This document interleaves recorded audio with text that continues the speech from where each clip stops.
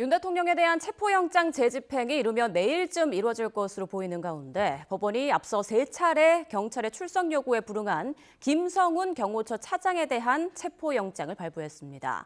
또 수도권 광역수사단 책임자들이 3차 회의를 가지며 경찰의 대통령에 대한 영장 집행 준비도 막바지에 다다른 것으로 보이는데요. 현장에 나가 있는 취재기자 연결해 보겠습니다. 배민혁 기자. 네, 경찰청 국가수사본부입니다. 네, 김성훈 경호처 차장에 대한 체포영장이 발부됐다고요?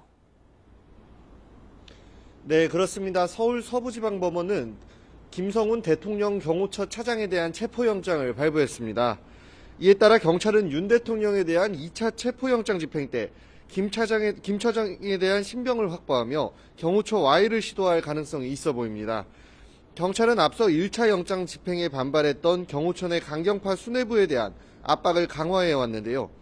김성훈 대통령 경호처 차장에게 3차례 출석 요구를 했지만 모두 응하지 않자 체포영장을 신청해 발부받았습니다.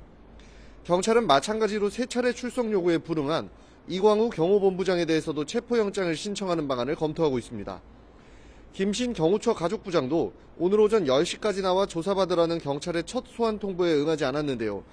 경찰은 원활한 영장 집행을 위해 강경파 수뇌부들에 대한 압박을 이어갈 것으로 보입니다. 반대로 경호처 직원들에 대해서는 영장 집행에 협조하면 선처하겠다며 강원 양면 전략을 펴는 모습입니다. 네, 지금 경호처와 경찰 사이 대립이 계속되고 있는데 경찰과 공수처, 경호처 사이 3자 회동도 별다른 소득이 없었다고요? 네, 그렇습니다. 경찰은 오늘 오전 8시부터 경호처, 공수처와 함께 3자 회동을 진행했습니다. 유혈 사태를 피하자며 경찰이 먼저 제안했고 경호처도 충돌을 피하자는 취지에는 동의에 수락한 것으로 전해졌습니다. 오늘 회동에서는 체포영장 집행 시 충돌을 최소화하기 위한 방안을 논의했지만 양측의 입장차만 확인한 것으로 파악됐습니다. 경호처는 이후 입장을 내고 물리적 충돌을 막기 위해 최대한 노력하겠다면서도 여전한 입장의 차이를 보였습니다. 관절을 포함한 특정 경비지구의 경우 출입을 위해서는 반드시 책임자의 사전 승인이 필요하다며 승인 없이 강제로 출입할 경우 불법으로 간주하고 경호 업무 원칙대로 대응하겠다고 기존 입장을 되풀이했습니다.